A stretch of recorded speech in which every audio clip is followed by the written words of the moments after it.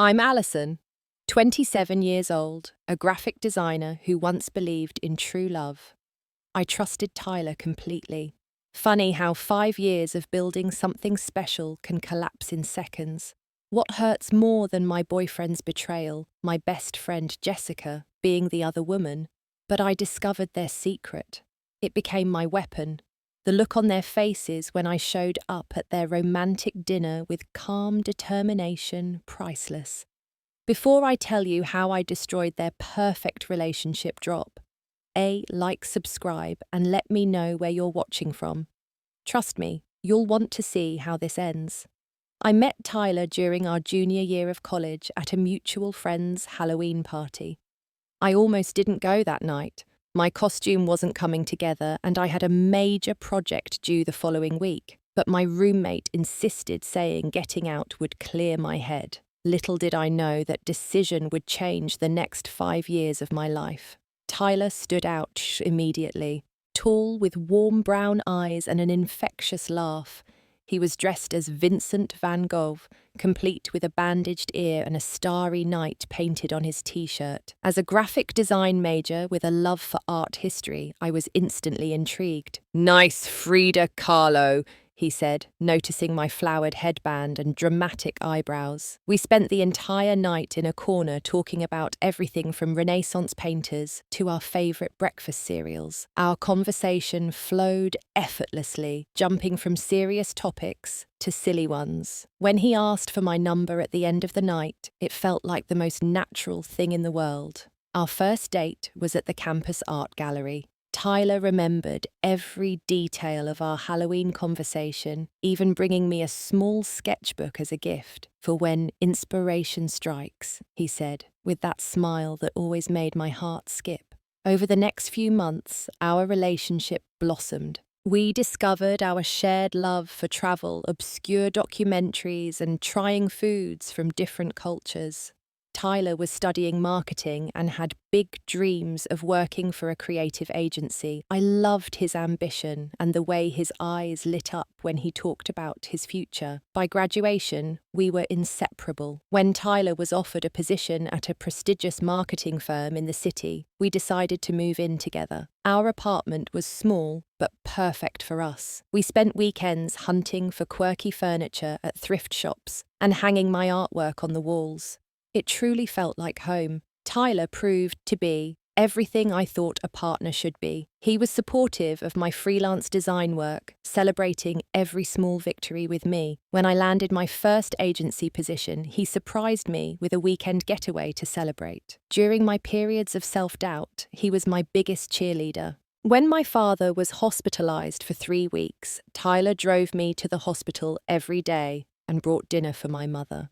5 years into our relationship, I had no reason to doubt him. Tyler had never given me cause for suspicion. He was open with his phone, introduced me to all his friends, and always made time for us, despite his busy schedule. He had become not just my boyfriend, but my best friend. Well, one of my best friends. Because there was also Jessica. Jessica and I had been inseparable since high school. We met during freshman orientation and bonded over being the only 2 girls who chose art instead of cheerleading. She was everything I wasn't, outgoing, spontaneous, and effortlessly cool. While I was quiet and methodical, Jessica jumped into everything with both feet. I admired her confidence and how she could light up any room. When I started dating Tyler, I was worried it might change my friendship with Jessica. Many of my previous friendships had faded when one of us got into a serious relationship, but Jessica made an effort to know Tyler and they clicked immediately. The 3 of us became a trio. Jessica joined us for weekend brunches, movie nights, and even family holidays when she couldn't make it home to her own family. Tyler always said Jessica was like the sister he never had. I felt incredibly lucky to have both of them in my life. As Tyler's career took off, he started working longer hours. His agency landed several major clients, and he was determined to prove himself. I was proud of his dedication, even when it meant we had less time together. Jessica stepped in during those periods, keeping me company when Tyler worked late. We'd have wine nights at my apartment or check out new exhibitions at local galleries. Looking back, there were subtle shifts I should have noticed. Tyler started being more protective of his phone. He changed his password, something he had never done before. When I asked about it casually, he mentioned something about work security protocols. Sometimes he'd get texts that made him smile in a way that was different, more secretive. When I'd ask who it was, he'd say, "Just work," or "Nobody important," and quickly put his phone away. Jessica started cancelling our plans more frequently. She'd have vague excuses about not feeling well or needing to help a coworker. I didn't think much of it at the time. We all get busy, right? There was one weekend when Tyler said he had to go to Chicago for a marketing conference. I offered to drive him to the airport, but he insisted on taking an Uber because my car had been making strange noises. Always thoughtful, I thought. That same weekend, Jessica mentioned she was visiting her cousin in Milwaukee. I spent the weekend working on a freelance project and planning a surprise anniversary trip for Tyler and me. We were approaching our 5th year together, and I wanted to do something special. I was thinking about a weekend in the mountains at this charming cabin that offered art workshops by day and stargazing by night. Tyler would love it. I truly believed we were solid. I trusted Tyler completely. I trusted Jessica with all my secrets. How could I have known that my perfect relationship and my perfect friendship were both built on lies? The first crack in my perfect world appeared on a random Tuesday evening. Tyler was in the shower and his phone lit up on the coffee table. I normally wouldn't look, but the message preview caught my eye. "Miss you already. Lunch was amazing. JXJ, Jessica." A cold feeling settled in my stomach. I picked up the phone, but it was locked with that new password. When Tyler came out of the shower, I casually mentioned that Jessica had texted him. "Oh," his voice pitched slightly higher. "What did she say?" "I couldn't see the full message," I replied, watching his face carefully. "Just that she misses you." Tyler's laugh sounded forced. "She's probably talking about that marketing book I lent her. She's been asking me for career advice. Actually, she's planning a surprise for your birthday, so don't ruin it by being suspicious." It sounded reasonable. Jessica had mentioned thinking about a career change, moving from her administrative role into something more creative, and my birthday was coming up in a few months. Still, something felt off. The next day, I texted Jessica about meeting for our usual coffee date. She replied that she couldn't make it, claiming she had a dentist appointment. When I suggested another day, she said she was swamped at work with a new project. It was the 3rd time in 2 weeks she had cancelled our standing date. "Everything okay with you?" I texted. "Totally fine. Just crazy busy. Rain check. Love you." She added extra heart emojis, which seemed like overcompensation. That weekend, Tyler said he needed to go into the office to catch up on work. It wasn't unusual with his current project load, but what struck me as odd was how dressed up he was for a Saturday at an empty office. Fresh haircut, his favourite cologne, the button-down shirt I'd given him for Christmas. "Meeting a client later," he explained when he caught me looking. "Potential big account." I nodded and kissed him goodbye, trying to ignore the uneasiness growing inside me. That evening, I was scrolling through Instagram when I saw our friend Michael had posted a story. There in the background of his dinner photo were 2 people who looked suspiciously like Tyler and Jessica sitting at a corner table of La Maison, an expensive French restaurant downtown. The angle wasn't clear and I couldn't be certain, but my heart raced as I replayed the image over and over. When Tyler came home, he mentioned the client meeting had gone well and they might sign next week. He smelled like wine and his collar was slightly askew. "Did you have dinner at La Maison?" I asked casually. Tyler's eyes widened slightly before he composed himself. "No, we went to that new place near the office." "Why, no reason," I said. "Michael posted from La Maison tonight. Thought I saw someone who looked like you." "Definitely wasn't me." Tyler laughed, but it sounded hollow. "Maybe I have a doppelganger out there." Sleep didn't come easily that night.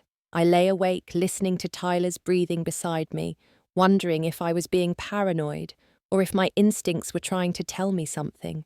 The following week, more inconsistencies piled up. Tyler's schedule became increasingly erratic. He'd say he was working late, but his location on our shared app would show him across town. When I'd call the office after hours, he wouldn't pick up. Jessica became practically a ghost. Our texts were brief and impersonal. When I suggested meeting for dinner to catch up, she claimed she had food poisoning and needed to rest. The most telling incident came when I stopped by Tyler's office to surprise him with lunch. The receptionist, who knew me well, looked confused. "Tyler called in today," she said. "Something about a doctor's appointment." He hadn't mentioned any appointment to me. When I texted him asking if everything was okay, he replied that he was at a client meeting off-site and would be home late. That evening, I found one of Jessica's signature gold hairpins on our bathroom floor. It was distinctive with a small dragonfly charm she'd had custom made. When Tyler came home, I held it up. "Was Jessica here today?" Tyler looked startled before his expression hardened. "Why are you interrogating me?" "No, Jessica hasn't been here. That's probably been there for weeks. She was here with you last month, remember? This wasn't here yesterday when I cleaned the bathroom," I said quietly. "Are you calling me a liar?" Tyler's voice rose.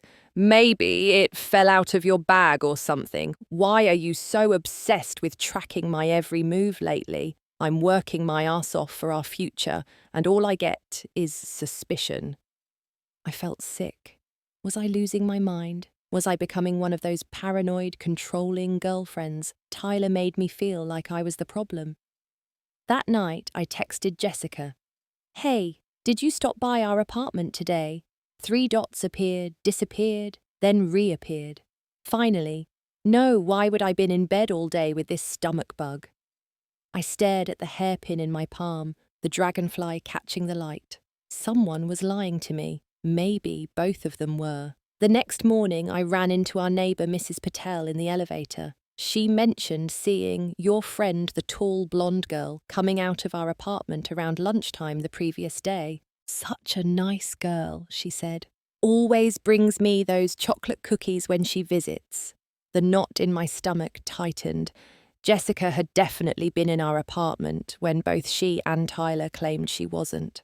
Why would they lie about something so easily disprovable unless they had something to hide? Every night became a battle between my trust in the 2 people I loved most and the growing evidence that they were betraying me. I lost sleep, lost my appetite, and started making mistakes at work. My boss commented on my distraction, asking if everything was all right at home. "Everything's fine." I lied, the words tasting bitter in my mouth. The final straw was Jessica's behaviour at my cousin's wedding. Tyler couldn't attend due to an unavoidable work commitment, so Jessica came as my +1. Throughout the evening, she kept checking her phone, smiling secretively at messages. When I asked who she was texting, she quickly put her phone away. "Just this guy I met on Tinder," she said, not quite meeting my eyes. Later, when Jessica went to the bathroom, her phone lit up on the table. I shouldn't have looked, but I did. The message preview showed Tyler's name and the words, "Wish I was there with you instead." My heart stopped. I needed proof, something concrete, before I confronted either of them, but the signs were becoming impossible to ignore. The day I confirmed my worst fears started like any other. Tyler had been especially attentive that morning, making me breakfast and kissing me deeply before heading to work. "I love you," he said, looking into my eyes. Never forget that. Something about his intensity felt off, like he was overcompensating. After he left, I noticed he'd forgotten his laptop charger. Knowing he had an important presentation that day, I decided to surprise him by bringing it to his office during my lunch break. When I arrived at the sleek downtown building where Tyler worked, the receptionist gave me an odd look. "Tyler Campbell. He called in today, said he was feeling under the weather." My mind raced. Tyler had left our apartment in his suit briefcase in hand, talking about his presentation. Where was he, if not at work? "Oh, right," I fumbled. "He must be worse than I thought. He seemed fine this morning." Back in my car, I opened our location sharing app. Tyler's dot showed him at the Four Seasons Hotel downtown, 15 minutes away. My hands trembled as I started the car. This could be innocent, I told myself. Maybe there was a last-minute client meeting at the hotel. Maybe his presentation had been moved. I parked in the hotel garage and sat there for 10 minutes trying to calm my racing heart. Part of me didn't want to go in. Part of me knew that whatever I was about to discover would change everything. The Four Seasons lobby was elegant and quiet, with soft classical music playing. I approached the concierge, a professional-looking man, with a kind smile. "Excuse me, I'm looking for a business meeting that might be happening here. Campbell Marketing Presentation." The concierge checked his tablet. "I don't see any business functions under that name today. Perhaps it's listed under a different company." "Maybe," I said, trying to sound casual. "It might be in one of the restaurants my boyfriend mentioned meeting some clients for lunch." "The only restaurant open for lunch today is Terra on the mezzanine level," he said. "You're welcome to check there." I thanked him and headed for the escalator, my legs feeling like lead. Terra was a romantic spot known for its garden setting and privacy, not exactly a place for business meetings. As I stepped into the restaurant, the hostess greeted me with a practiced smile. "Do you have a reservation? I'm actually looking for someone." "Tyler Campbell, tall, dark hair, probably in a grey suit today." Recognition flashed in her eyes. "Oh yes, Mr. Campbell. He's at one of our garden tables. Would you like me to show you?"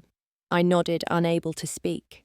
The hostess led me through the main dining room toward a secluded section with lush plants and private booths. We turned a corner and there they were. Tyler and Jessica sat close together at a table for two, their hands intertwined on the tablecloth, a bottle of champagne chilled beside them. As I watched frozen in place, Tyler leaned forward and kissed Jessica gently on the lips, not a friendly peck. A lover's kiss. The world tilted sideways. A roaring filled my ears. The hostess was saying something, but I couldn't make out the words. I must have made a sound because suddenly they both looked up. The colour drained from Tyler's face. Jessica's mouth fell open in shock. "Alison!" Tyler stood abruptly, knocking his napkin to the floor. "This isn't... I can explain." "Explain what?" My voice sounded distant, like it belonged to someone else. "Explain how you both lied to my face. Explain how long this has been going on." Jessica at least had the decency to look ashamed. "Ali, we never meant to hurt you." "Don't call me that," I said, my voice suddenly sharp. "Friends don't get to call me that, and friends definitely don't sleep with their best friend's boyfriend." The restaurant had gone quiet, other diners pretending not to stare at the unfolding drama. "Let's talk about this somewhere private," Tyler suggested, reaching for my arm. I jerked away from his touch. "How long?" Tyler exchanged a look with Jessica, that practiced look of silent communication that only comes from intimacy. It cut deeper than anything else. "A few months," he finally admitted. "6," Jessica corrected quietly. 6 months. 6 months. Half a year of lies. Half a year of them sneaking around behind my back, probably laughing at how oblivious I was. "Were you ever going to tell me? Or were you just going to keep lying indefinitely?" Tyler ran his hand through his hair, a gesture so familiar it hurt to watch. "We were trying to find the right time. We didn't want to hurt you." A harsh laugh escaped me. "The right time. There's a right time to tell someone you've betrayed them completely, that the two people they trusted most have been lying to their face. It just happened," Jessica said, tears forming in her eyes. "We didn't plan it." "Things like this don't just happen," I said coldly. "You make choices. Every day for 6 months you both chose to lie to me." Other diners were openly watching now. A manager approached, asking if everything was all right. "No," I said, "everything is not all right, but I'm leaving so your precious restaurant can go back to hosting romantic dates for cheaters." I turned to leave, then paused. "Don't come home tonight, Tyler. Or tomorrow. Or ever. I'll have your things packed by the weekend." The walk back to my car was a blur. Rain had started falling, soaking through my light jacket, but I barely noticed. Everything felt unreal, like I was moving through a dream or a nightmare. I made it to my car before the sobs came deep and painful, tearing through my chest. I cried until I couldn't breathe, until my throat was raw and my eyes burned. When the storm of tears finally subsided, I sat in silence, watching raindrops race down my windshield. My phone showed 17 missed calls and dozens of text messages from both Tyler and Jessica. I turned it off without reading any of them. The apartment Tyler and I shared suddenly felt like foreign territory. I couldn't face it, not yet. Instead, I drove to a small hotel near my office and checked in for the night. The desk clerk gave me a sympathetic look at my red eyes and rain-soaked clothes, but didn't ask questions. In the sterile hotel room, I finally let myself process what had happened. My boyfriend of 5 years and my best friend since high school had been having an affair for 6 months. Every late work night, every cancelled coffee date, every business trip had been opportunities for them to be together. All those times Jessica had comforted me when I missed Tyler, all those times Tyler had asked about Jessica with casual interest. They must have been laughing at me. Poor trusting Allison, too blind to see what was right in front of her. Sleep didn't come that night. I stared at the ceiling, replaying 5 years with Tyler and 15 years with Jessica, wondering if any of it had been real. Had I been a placeholder for Tyler until someone better came along? Had Jessica always coveted what was mine? By morning, sadness had hardened into something else. Determination. I wouldn't let them see me broken. I wouldn't give them the satisfaction. I returned to our apartment while Tyler would be at work. As expected, he had ignored my demand to stay away. His note on the kitchen counter begged for a chance to explain, claiming that what I saw wasn't the whole story. What else could there possibly be to the story? I crumpled the note and threw it away. Over the next few days, I moved into a small studio apartment that a coworker knew about. It was tiny and had terrible water pressure, but it was mine alone. I left most of the furniture for Tyler, taking only what was undeniably mine. My clothes, my books, my art supplies. The life we had built together was over. Jessica tried everything to contact me. Calls, texts, emails, even showing up at my office with tears streaming down her face. I walked past her without a word. My co-workers, seeing my distress, escorted her out. Tyler alternated between begging forgiveness and getting angry at my overreaction, as if finding your partner of 5 years romantically involved with your best friend was something one could overreact to. I lost weight, I couldn't sleep, my work suffered. My boss, understanding but firm, suggested I take some time off to sort out my personal life. "You're one of our best designers, Allison," he said kindly, "but this project needs your full attention. Take 2 weeks, get your head straight, and come back strong." So there I was, alone in my tiny new apartment, with nothing but time to think about how thoroughly I'd been betrayed. Rock bottom, the place where you have nothing left to lose. A week after the confrontation at the restaurant, I realized I needed to collect the rest of my things from the apartment I had shared with Tyler. I timed my visit for when he would be at work, using the key I hadn't yet returned. The apartment felt different, almost unrecognizable. Tyler had rearranged some furniture, and there were unfamiliar touches that screamed Jessica. A throw pillow in her favorite teal color. A scented candle she always bought. She had moved in already, or at least was staying there frequently enough to leave her mark. I headed straight for the closet to pack my remaining clothes. In the back behind Tyler's rarely worn suits, I found a shoebox that didn't belong to either of us.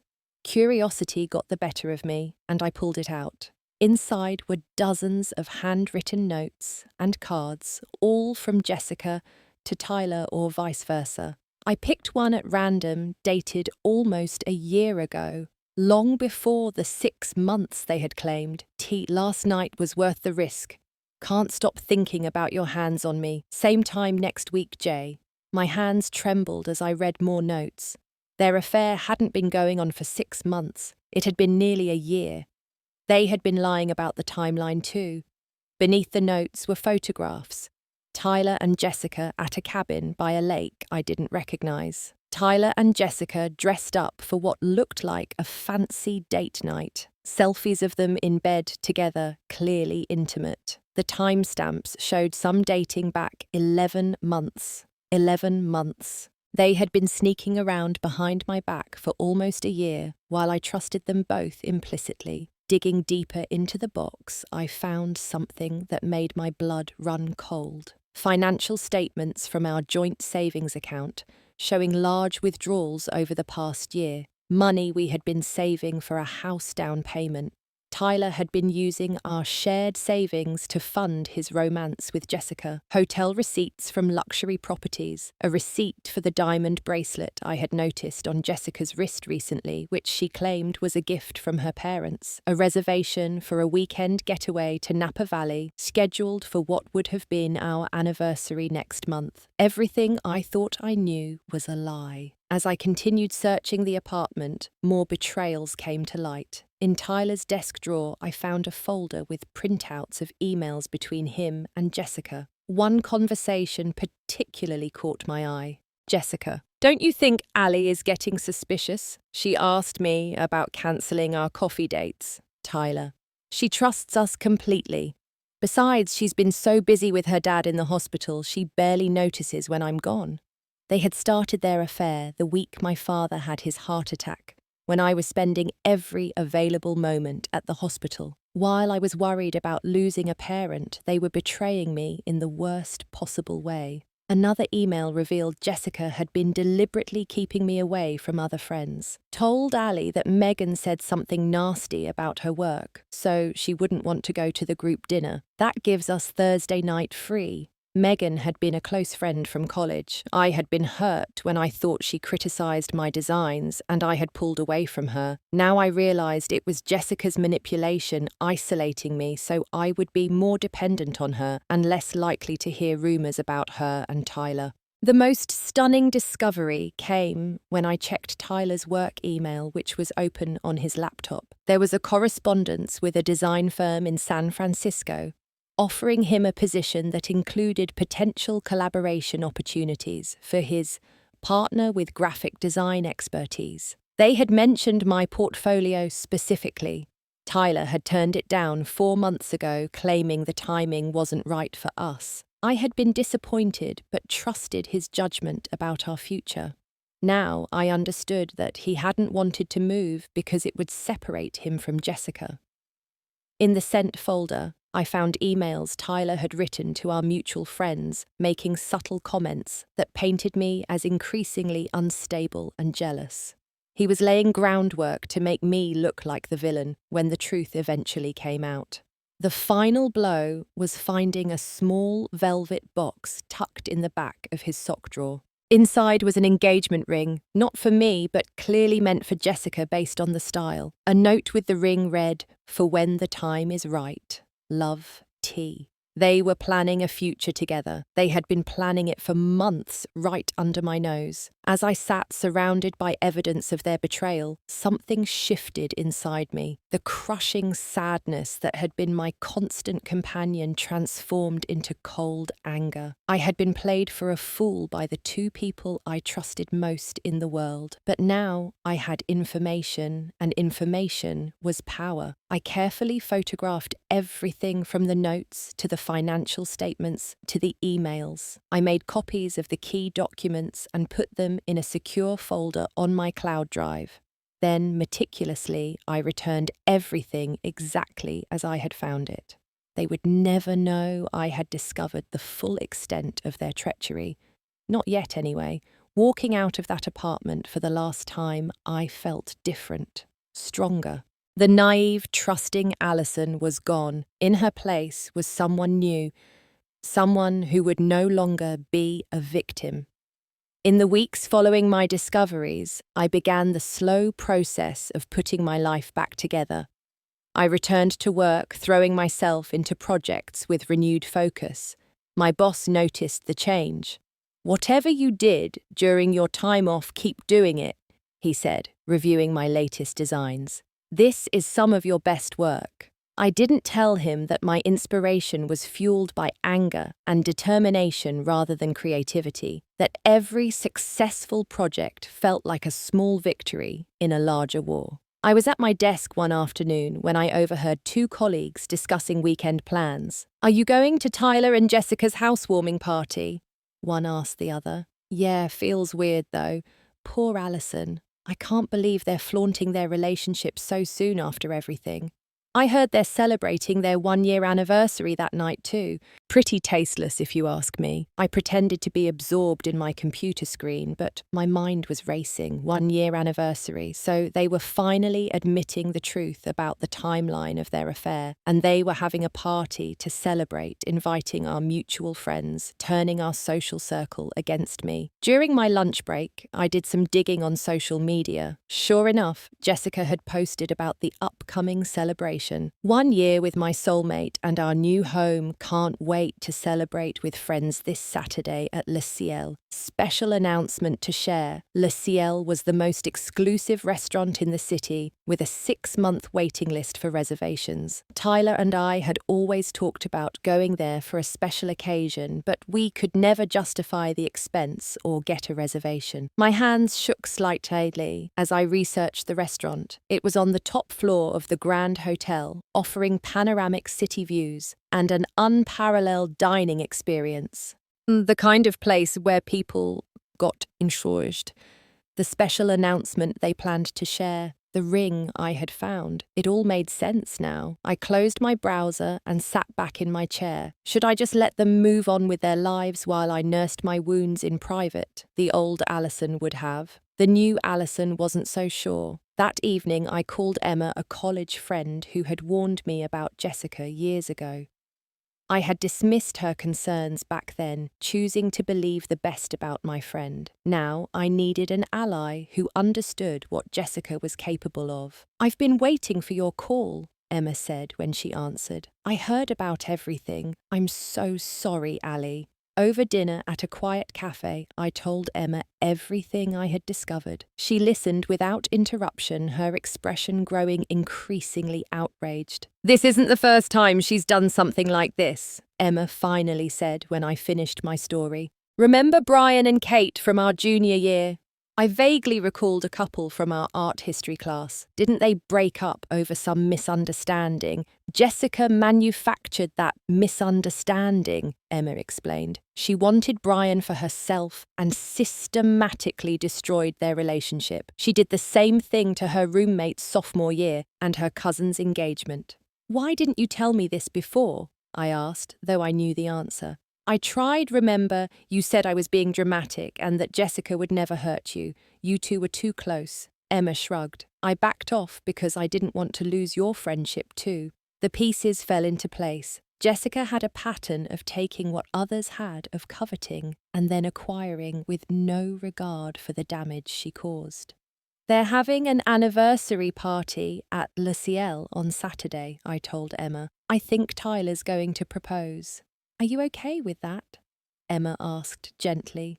Them getting engaged so soon after everything. Was I? The thought of them celebrating their relationship built on the ruins of mine made me feel physically ill. But what could I do? "I think you should go," Emma said suddenly. "To their party, I wasn't invited." "No, to the restaurant. Show up looking amazing, completely composed. Let them see that they didn't break you." The idea took root in my mind, not just showing up, but bringing with me the truth they had tried to hide. The financial documents showing Tyler's theft, the evidence of Jessica's pattern of betrayal, the emails revealing how they had mocked me behind my back. "I don't want revenge," I said slowly. "I just want them to face what they did. No more lies, no more pretending they're the victims of unfortunate timing or irresistible attraction." Emma nodded approvingly.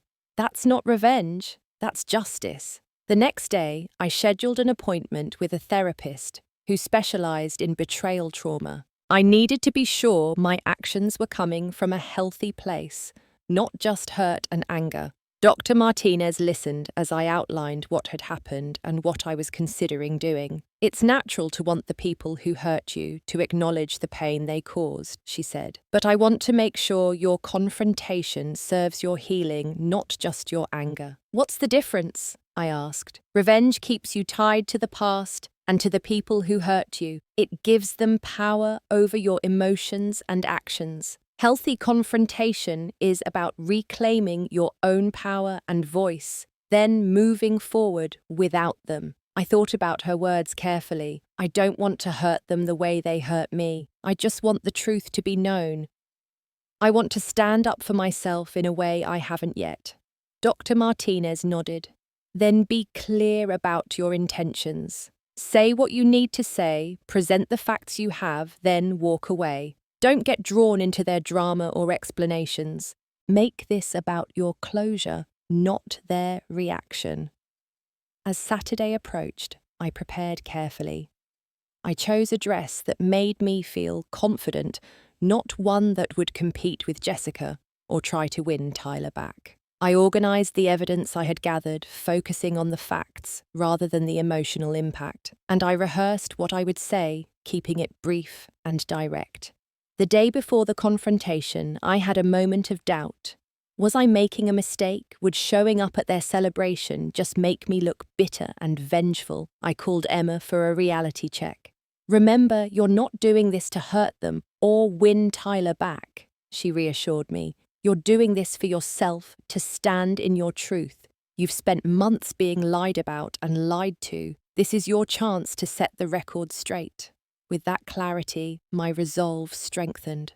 Tomorrow would not be about revenge. It would be about reclaiming my power and my voice, then moving on with my life. The evening of Tyler and Jessica's celebration arrived with perfect weather, the kind of clear, star-filled night that makes the city skyline look like something from a postcard. I took it as a good sign that even nature was on my side tonight. I had made a reservation at Le Ciel for one scheduled for 30 minutes after Tyler and Jessica's party would begin, enough time for them to be settled with their guests, but before any special announcement would likely occur. My reflection in the mirror showed someone I hardly recognized, not because of the carefully applied makeup or the elegant black dress, but because of the calm determination in my eyes. Gone was the devastated woman who had stumbled out of the Four Seasons 2 months ago. In her place stood someone stronger, someone who knew her worth. The drive to the Grand Hotel was surreal. I had imagined this confrontation so many times that actually going through with it felt like a dream. The valet took my keys with a courteous smile, unaware of the drama about to unfold 60 stories above. In the elevator, I checked my small clutch purse one last time. Inside was a slim folder containing only the most damning evidence. Not everything I had discovered, just enough to make my point. This wasn't about humiliating them completely, it was about truth. Le Ciel was everything its reputation promised. Floor-to-ceiling windows showcased the city lights below. Crystal chandeliers cast a warm glow over white tablecloths and gleaming silverware. A pianist played softly in the corner. The maitre d' greeted me with practiced elegance. "Good evening, madam. Do you have a reservation? Alison Wright, table for one." He checked his tablet and smiled. "Ah, yes, Ms. Wright. Your table will be ready shortly. Would you care to wait at the bar?" I nodded and made my way to the bar area, which offered a perfect view of the private dining section where Tyler and Jessica's party would be. Through the glass partition, I could already see them seated at the head of a long table, surrounded by about 20 guests. Our former friends, my replacement. Tyler looked handsome, in a tailored suit I didn't recognize. Jessica was radiant in a red dress that complemented her blonde hair. They were holding hands on the table, looking every inch the perfect couple. My stomach clenched, but I breathed through the discomfort. This wasn't about jealousy. This was about honesty. I ordered a sparkling water and waited. The bartender raised an eyebrow at my non-alcoholic choice, but said nothing. I needed a clear head tonight. After about 10 minutes, the maitre d' approached. "Ms. Wright, your table is ready." I took a deep breath. "Actually, I see some friends in the private dining room. Would it be possible to stop by their table briefly before being seated?" He hesitated only momentarily before his professional training kicked in. "Of course, madam. Would you like me to show you?" "No need. I can see them from here, thank you." With one last steadying breath, I walked toward the glass doors separating the main dining room from the private section. A server opened them for me with a polite nod. The conversation at the long table quieted as I entered. Tyler was mid-laugh at something Jessica had said, his head thrown back in that familiar way. Jessica was gazing at him adoringly, her hand now resting on his arm. It took them both a moment to notice me. When they did, the colour drained from Tyler's face. Jessica's smile froze and then crumpled. "Allison!" Tyler half rose from his seat. "What are you doing here?" The other guests turned to stare, confusion evident on their faces. I recognized all of them people who had been my friends too, now firmly on Team Tyler and Jessica. "Don't worry, I'm not staying," I said, my voice steady and clear. "I just came to congratulate you both on your anniversary." Jessica exchanged a nervous glance with Tyler. "Allison, this isn't the place." "Actually, I think this is exactly the right place," I interrupted smoothly, "in front of all your friends who deserve to know the truth about your relationship." The table had gone completely silent.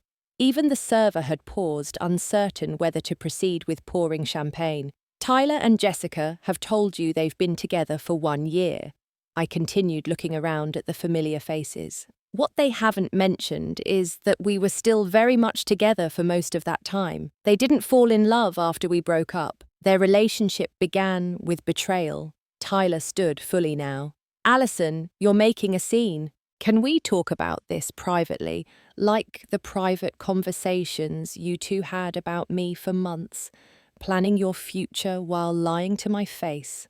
I opened my clutch and removed the folder. "I found everything, Tyler. The notes going back 11 months, not 6. The money you took from our joint savings to pay for hotels and gifts." I turned to Jessica. "And I know you deliberately isolated me from other friends spreading lies, so I would be more dependent on you. Was that to ensure I wouldn't hear rumours about you two, or just another part of your pattern?" Jessica's eyes widened. "Pattern? What are you talking about?"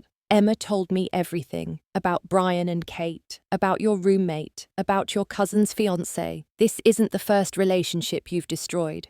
Murmurs rippled through the gathered guests. Someone whispered, "I always thought the timing was suspicious." I placed the folder on the table right next to the champagne bucket. "Here's proof of everything I've said.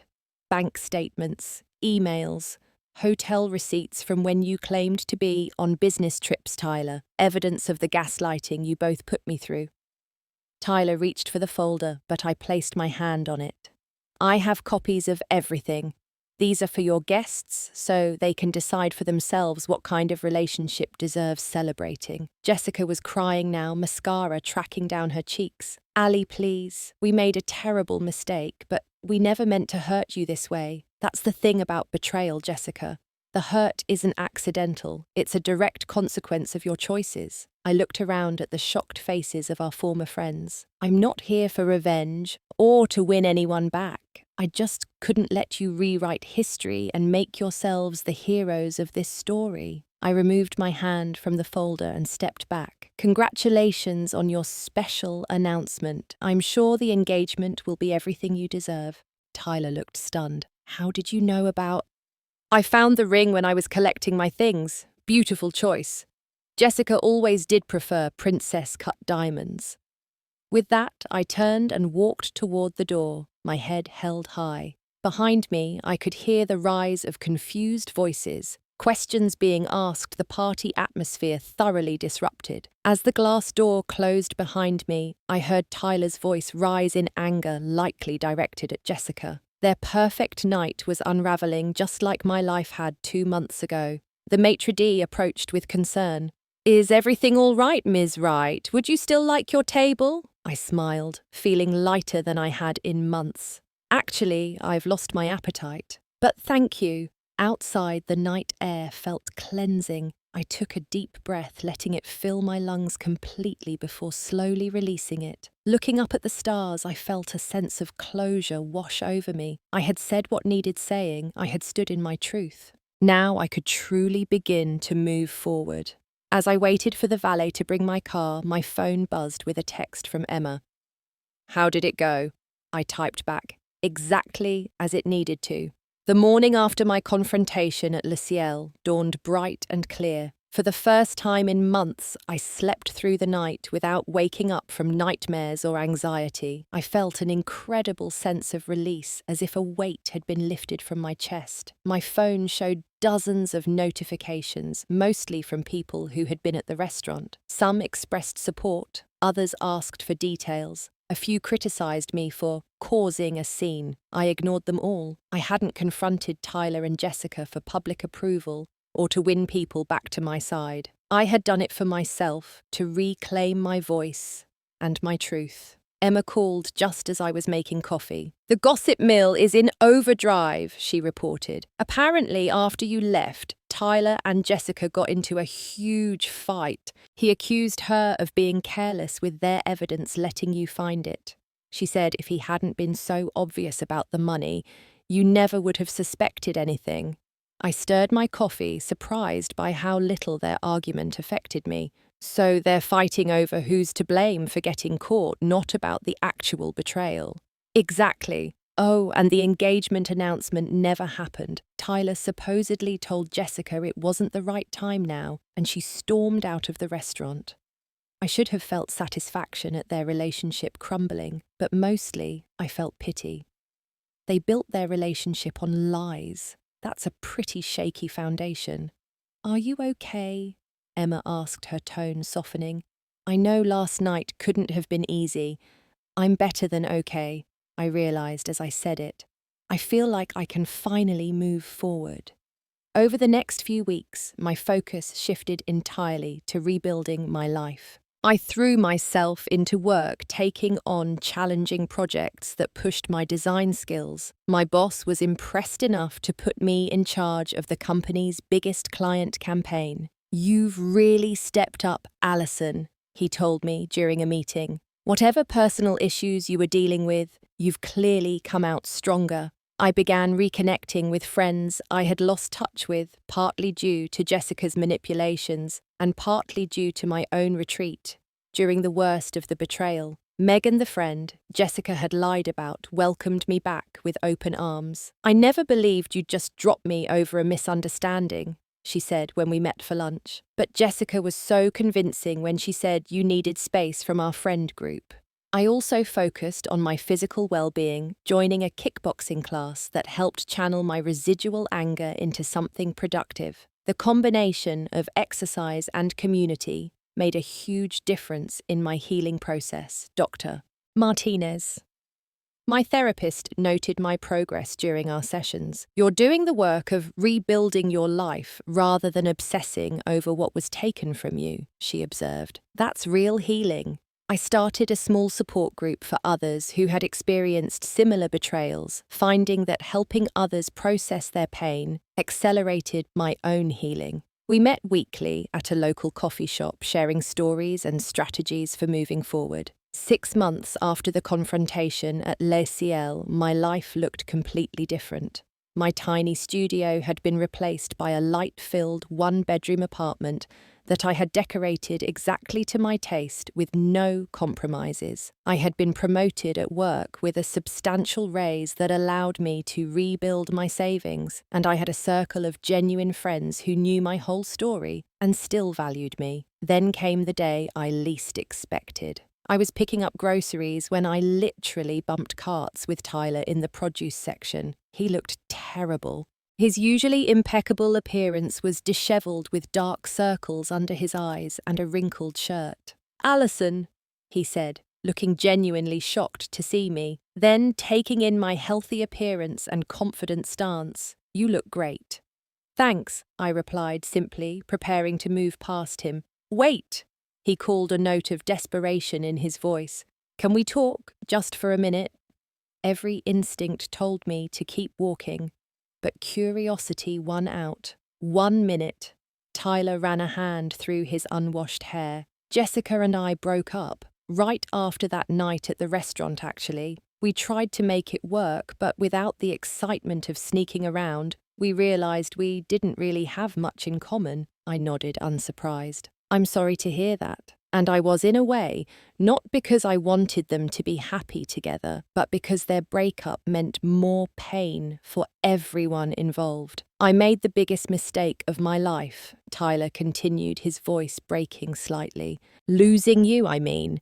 You were the best thing that ever happened to me, and I threw it away for nothing. A few months earlier, those words might have affected me deeply. Now they just made me sad for the man I once loved. It wasn't nothing, Tyler. It was a choice. Several choices made day after day for almost a year. He looked down, unable to hold my gaze. I know, I have no excuses. I just wanted you to know that I understand what I lost. He paused, a flicker of hope in his eyes. I don't suppose there's any chance. No, I said gently but firmly. That door is closed permanently. Tyler nodded, accepting my answer. I figured, but I had to try. You really do look happy, Allison. I am, I replied, realizing the truth of it. I wish you the best, Tyler. I really do. As I walked away, I felt no anger, no hurt, no longing for what might have been. Just a peaceful certainty that I was exactly where I needed to be. 1 year after the confrontation, I hosted a dinner party in my apartment for my closest friends. As we enjoyed good food and better conversation, Emma raised her glass. To Allison, she toasted, who showed us all what real strength looks like. Later, after everyone had left and I was cleaning up, I found myself smiling at the memory of that night at Le Ciel. Not because of the shock on Tyler and Jessica's faces, or the satisfaction of exposing their lies, but because that was the moment I reclaimed myself. The betrayal by Tyler and Jessica taught me painful but valuable lessons. I learned that trust should be given carefully but authentically, without the paralyzing fear that everyone will hurt you. I learned that self-respect is more important than any relationship. And most importantly, I learned that sometimes the best revenge isn't about hurting those who hurt you, but about building a life so full and rich that their absence becomes a gift rather than a loss. The woman who walked into that restaurant a year ago, trembling inside despite her brave face, was gone. In her place stood someone stronger, wiser, and genuinely happier than before. Someone who understood that while we can't control the actions of others, we always have the power to write our own ending. Have you ever experienced betrayal by someone you trusted completely? How did you find the strength to move forward? Share your story in the comments below. And if this story resonated with you, please like, subscribe, and share it with someone who might need to hear that there's life after betrayal. Remember, sometimes the most painful endings lead to the most beautiful beginnings. Thank you for being part of my journey.